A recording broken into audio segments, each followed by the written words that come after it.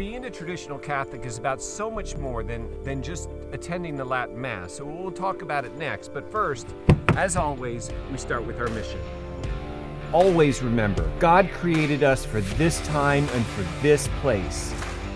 If we learn this faith, if we live this faith, if we share this faith, what will the next 100 years look like? Join the mission.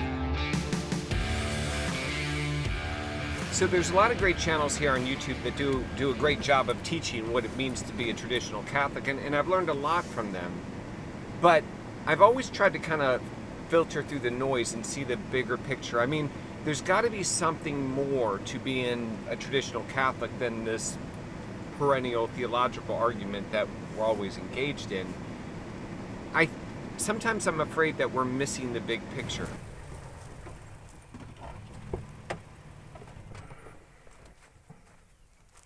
If going to the Latin Mass the last couple of years has taught me anything, it's taught me that there's a huge gap of knowledge and understanding between our generation and the generations that came before us. So many times during the Mass, I didn't understand what was going on. I didn't know whether I should sit or stand. I didn't understand what was being said, and I found myself wishing my grandparents were still around just to explain to me what was going on. Which kind of brings me to the point. Last year during the shutdown, when the grocery store shelves were empty, I realized I needed to do something to take care of my family.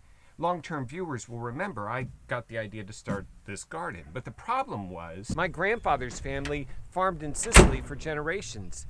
Here I am in Middle Tennessee, just one generation removed, and I can't grow a tomato. I decided it was about time for me to learn how to grow a tomato. It was time for me to learn my family heritage and be able to take care of my family and not depend on Walmart. But after a lot of money and a lot of time, I learned a very important lesson. That lesson is that dogs love digging in gardens. So after a lot of work and a lot of money and a lot of frustration, I didn't have a whole lot to show for it. But this year, I think I'm better prepared. Because I spent the entire fall and winter building this dog-proof garden. And now that it's spring, today, I'm going to start tilling.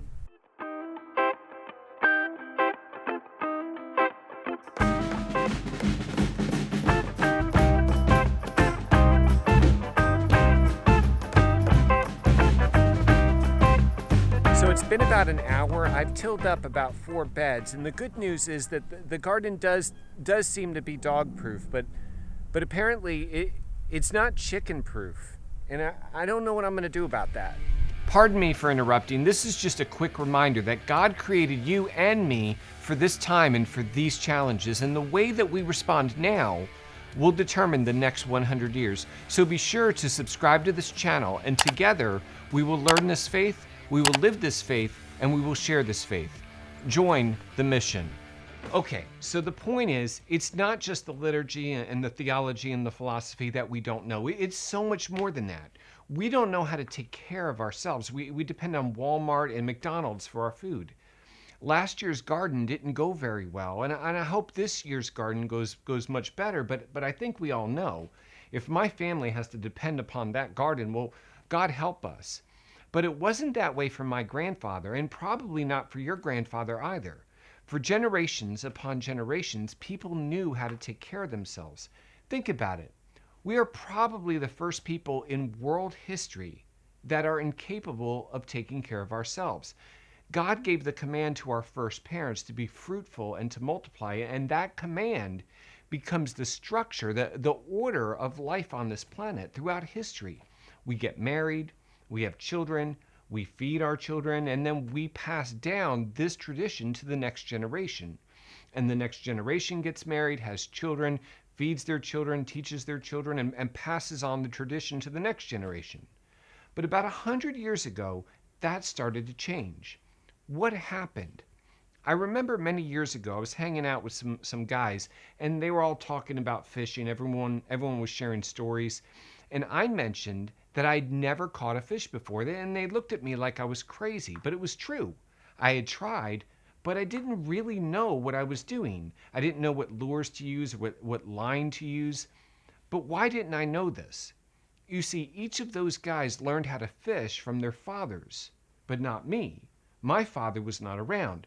There was no one there to teach me. The previous generation failed to pass down that knowledge. And it wasn't just me. I bet most of you can relate to what I'm saying. You can't catch a fish, or maybe you can't grow a tomato. We have become dependent upon Walmart and Amazon and the government. Starting about 100 years ago, there were a number of small but significant cultural revolutions that began to slowly chip away at that command that God gave to our first parents to be fruitful and to multiply.